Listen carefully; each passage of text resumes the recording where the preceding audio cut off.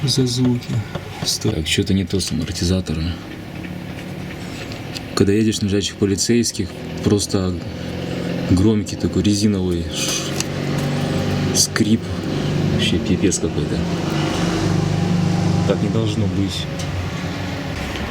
Открутил нижний болт крепления амортизатора к рычагу, расслабил. И этот вот сильный скрип, ну не скрип, а щелканье пропало. Уменьшилось.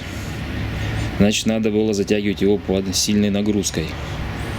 Хотя левому пофиг, он нормально. Но я тоже перезатяну. Сейчас тут 100 килограмм багажник. И еще человека посадим. Будет нормальная нагрузка на заднюю ось. Вот, я сейчас 5 затяну все. 70 ньютонов и 180 поворот. Но 180 не буду, мне кажется, что перетянуто было сильно. Вот, хотя стоковые, когда ставил, ничего, никакой нагрузки не делали.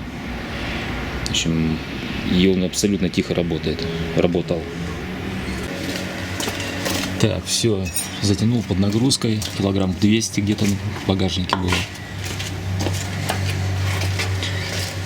Вот, сейчас будем шатать. Ну, тут небольшое цоканье такое есть, оно, по-моему, было и до этого, до этих амортизаторов. Ну-ка, пошатай, да.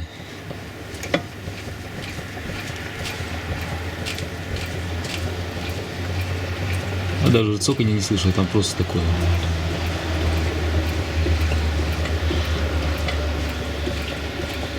Ну так вроде нормально. Щелканья не было. То так чуть-чуть так тык-тык, он уже щелкал, хрустел там. То есть вот так вот с затяжкой нужно не ложать. Так, сейчас проверим, тише ли стало. Не.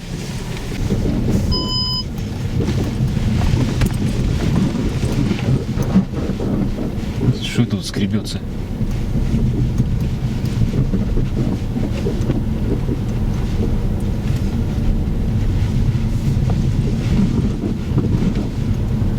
Жопа какая-то. Короче, надо разбираться. Причем, когда шатаешь, что звука нету. Так, сейчас через лежачего проедем, послушаем звук еще раз.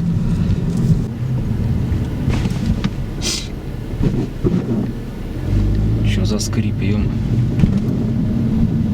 Он, по-моему, со всех сторон, да? Не справа, а с левой тоже.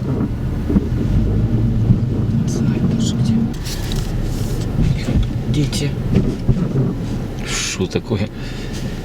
Как будто сапоги резиновые надели на машину. Звук реально резиновых сапог. Когда ты их там